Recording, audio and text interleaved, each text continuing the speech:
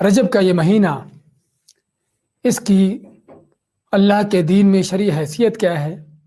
رجب کا مہینہ بھی ان 4 مہینوں میں سے ہے کہ جو حرمت والے ہیں۔ اللہ تعالیٰ کا فرمان، ان عدت الشہور عند اللہ 12 شہرا فی کتاب اللہ یوم خلق السماوات والارض منہا 4 حرم، کہ بے شک مہینوں کی تعداد اللہ کے ہاں 12 ہے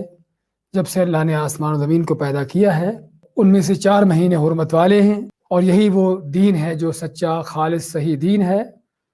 تو ان مہینوں میں اپنی جانوں پر ظلم نہ کرو، اور جن کے بارے میں ابوبکر صدیق رضی اللہ تعالیٰ عنہ کی حدیث ہے کہ رسول کریم صلی اللہ علیہ وسلم نے حجۃ الوداع کے موقع پر فرمایا کہ سال کے 12 مہینے ہیں کہ جن میں سے 4 مہینے حرمت والے ہیں، 3 لگاتار ہیں، ذوالقعدہ، ذوالحجہ اور محرم، اور چوتھا رجب کا مہینہ۔ اور آپ ماتے کہ رجب مضر ہے، مضر عربوں کا ایک قبیلہ ہے، کیونکہ بعض قبائل کے اندر رجب کا مہینہ اس کے علاوہ کوئی دوسرا مہینہ مقرر کیا جاتا تھا، لیکن مضر کا یہ قبیلہ جو ہے ان کے ہاں رجب کا مہینہ آپ ماتے کہ جو جمادی الثانی اور شعبان کے درمیان آتا ہے۔